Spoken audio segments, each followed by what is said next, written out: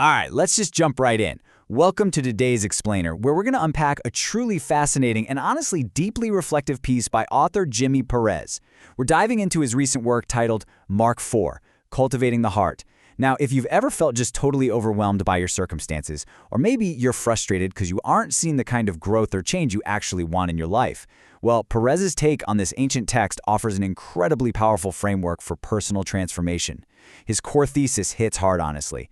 He argues that the absolute greatest work God desires to do is not around us, but within us. It's a total perspective shift. We're moving from looking outward at our environment to really looking inward at our own foundation. I mean, think about human nature for a second. When things go wrong, our immediate knee-jerk reaction is the outward experience, right? We blame the seed, we blame our circumstances, or we just point the finger at other people.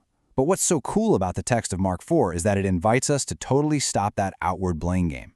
Instead, it challenges us to start an inward cultivation. We've got to start examining the actual condition of our own hearts. Perez really hammers home this point that every single parable in this chapter points to one giant truth. The life we experience on the outside is literally just the fruit of what we've been cultivating on the inside. Which brings us to Section 1, the metaphor of the soil. So to really wrap our heads around how this inward cultivation actually works, Perez zeroes in on the main imagery used in the text. In this whole framework, the soil is our heart. And just like actual dirt in a garden, its condition 100% dictates whether anything meaningful can actually grow there. So we kind of have to stop and ask ourselves some tough questions. Is my heart open or is it hardened? Is it deep or is it shallow? Is it focused or totally divided? These aren't just deep philosophical musings. According to Perez, these are urgent everyday realities. Because every single day, we are becoming one kind of soil or another. We're never just stuck in neutral. We're either becoming more receptive to growth or a lot more resistant. The text actually breaks down 4 specific conditions of the heart, which is super helpful for self-identifying where we might be sitting right now. First up is the hardened heart. This is soil that's just been beaten down. It's totally impenetrable and it desperately needs softening. Next, we've got the rocky or shallow heart. You might get a quick burst of initial excitement here, but there's just no depth, which means it needs deepening before anything can truly take root. Then third is the thorny or divided heart. This happens when our focus gets completely choked out by all the random distractions of life. Those thorns, they need removing. And finally, the open heart. This is the absolute optimal condition. It is completely ready for roots to go down and produce real, actual growth. Now, if you're sitting there identifying with the hardened, rocky, or thorny soil, take a breath, don't worry.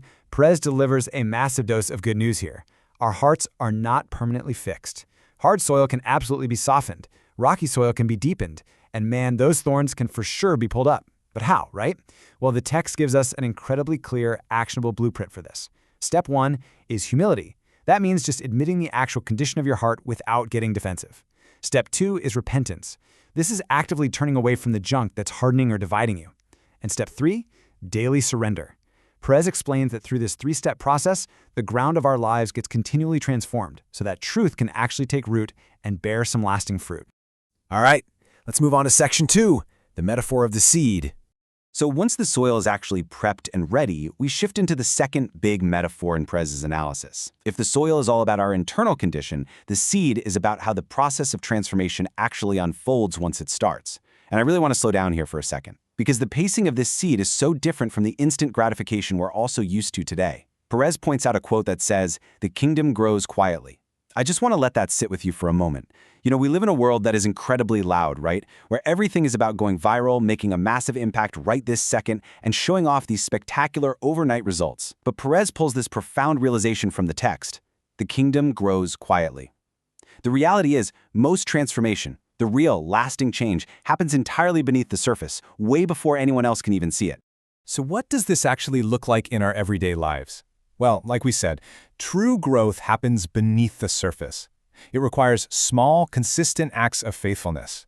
And here's the real kicker: repeated day after day. It absolutely does not need spectacular cinematic moments. We always kind of think we need this massive, life-altering event to change us, but Perez reminds us that we really just need willing hearts. It's that quiet, unglamorous, everyday discipline of just showing up with an open heart that eventually blossoms into a life reflecting true character. Which brings us to Section 3, the metaphor of the storm. Now, obviously, life isn't just a quiet little garden where we calmly tend to our soil every day. Life is chaotic. Eventually, the wind is going to howl and the waves are absolutely going to crash.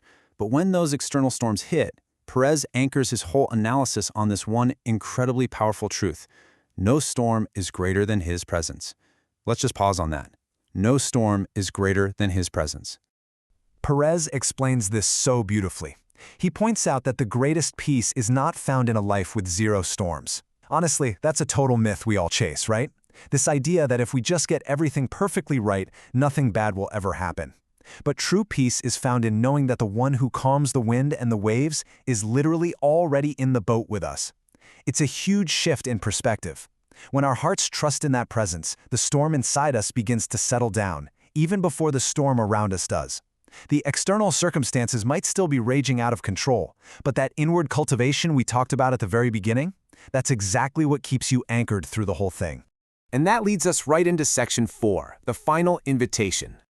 So, we've looked at the soil, the seed, and the storm, and that brings us to the concluding arc of Jimmy Perez's whole analysis. Basically, what do we actually do with all of this? What's the ultimate call to action here? Well, the invitation is beautifully simple. Become good soil. And he gives us the final formula for how to do exactly that, distilled down into 3 easy steps. Step 1, receive truth with humility. Step 2, nurture it with faithfulness, day in and day out, in those quiet, unseen moments. And step 3, trust God's timing. You literally cannot force a seed to grow faster than it's meant to. You just have to allow the transformation to happen organically from the inside out. Perez promises that a changed heart will always produce a changed life.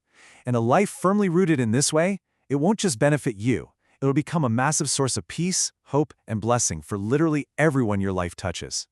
So as we wrap up today's explainer, I want to leave you with the exact same stark, personal question that Perez brings to light. Because every single day, you are becoming one kind of soil or another. So, which one are you becoming today? Take a second, look inward, and check your soil.